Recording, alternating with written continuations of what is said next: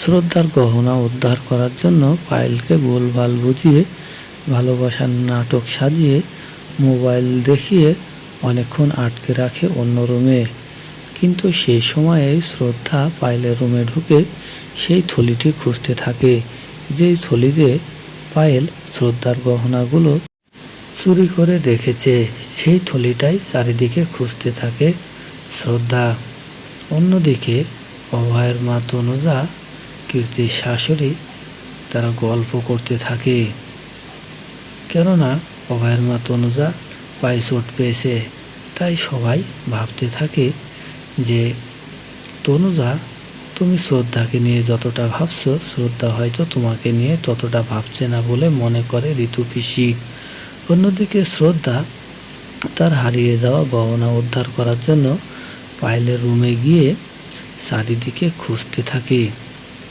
কেননা শ্রদ্ধা পায়েলের রুমে যে ক্যামেরা লাগিয়েছিল তাতে দেখেছে যে পায়েল একটা থলি নিয়ে কিছু একটা করছে।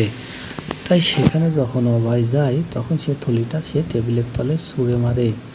আর সে থলিটা খুঁজেই শ্রদ্ধা দেখে যে থলিতে রয়েছে অনেকগুলো গহনা, আর সেই গহনাগুলো শ্রদ্ধারই।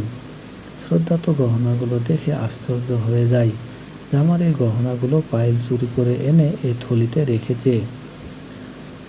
শ্রদ্ধা তার হারিয়ে যাওয়া গহনাগুলো পেয়ে যায় এবং ভাবে যে পায়েল এভাবে বাড়ির সবার গহনাগুলো চুরি করছে, সে এখনো ভালো হয়নি, আমি তাকে এতটা বিশ্বাস করি।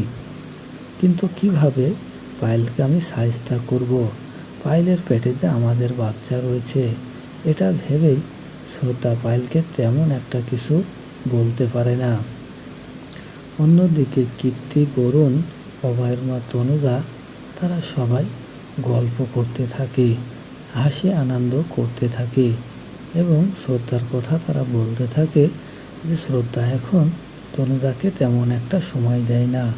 তনুজা শ্রদ্ধাকে নিয়ে যতটা ভাবছে, শ্রদ্ধা ততটা তনুজার কথা ভাবছে না। কিন্তু কি করবে শ্রদ্ধা? শ্রদ্ধা কয় দিকে সামলাবে? শ্রদ্ধা তো তার হারিয়ে যাওয়া গহনাগুলো পায়েলের রুম থেকে উদ্ধার করার জন্যই এত চেষ্টা চালাচ্ছে। অন্যদিকে অভয় অনেক বুদ্ধি করেও পায়েলকে আটকে রাখতে পারে না। পায়েল ছুটে চলে আসে তার রুমে, এসেই দেখে শ্রদ্ধা তার রুমে বসে আছে।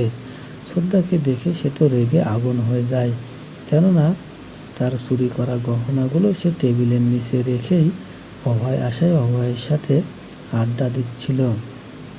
আর সে গহনাগুলো যদি শ্রদ্ধা দেখে ফেলে তাহলে তার অনেক বড় ক্ষতি হয়ে যাবে। তাই শ্রদ্ধাকে দেখেই পায়েল রাগান্বিত হয়ে যায়।